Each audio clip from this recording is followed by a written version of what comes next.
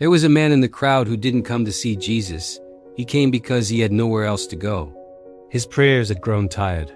Not because he stopped believing, but because believing began to hurt. Every prayer felt like it rose halfway to heaven, only to fall back down, heavy and unanswered. He stood at the edge of the crowd, just close enough to hear the teacher's voice, but far enough to disappear if hope failed him one more time. Jesus was speaking about the kingdom of God. He spoke of love, of forgiveness, and of rest for souls that were weary. The people around him listened. They nodded. Some even smiled. But this man, he couldn't bring himself to smile. His name was Thomas. You see, Thomas had buried more than just people in his life. He had buried dreams. He had buried the version of himself that once trusted God so easily, so freely. He had pleaded with heaven for help, for a sign, for anything, and all he received was silence. So he stood there, a silent prayer echoing in his heart. Lord, please don't see me. I don't have the strength to be disappointed again. But then Jesus stopped speaking.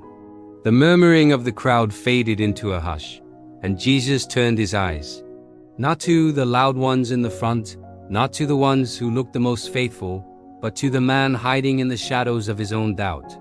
And he said one word, Thomas. The sound of his name felt heavier than thunder, yet softer than a whisper. No one had ever said his name like that before. Not with such authority, not with such love. Thomas felt his knees grow weak. How does he know my name? He thought. How does he see me? Jesus walked through the parted crowd, straight toward him. He looked into Thomas's eyes and said softly, You are not invisible to God. The words broke through the walls Thomas had built around his heart. He finally spoke, his voice trembling. Then why am I still hurting so much? Jesus answered, his voice full of compassion. Because faith does not mean the absence of pain. It means trusting me inside of it. Thomas's own pain spilled out. I followed you in my heart, he said.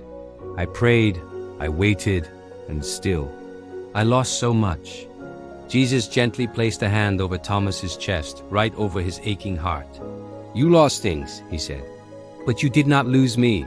Tears began to fall freely down Thomas's face now, washing away years of stored up grief. Jesus continued, Some miracles are sent to heal the body, but others are sent to heal the lie that tells you that you are forgotten. Thomas whispered, his voice barely audible, Will it ever get easier? Jesus replied, My grace does not remove every burden, but it is strong enough to carry you through all of them.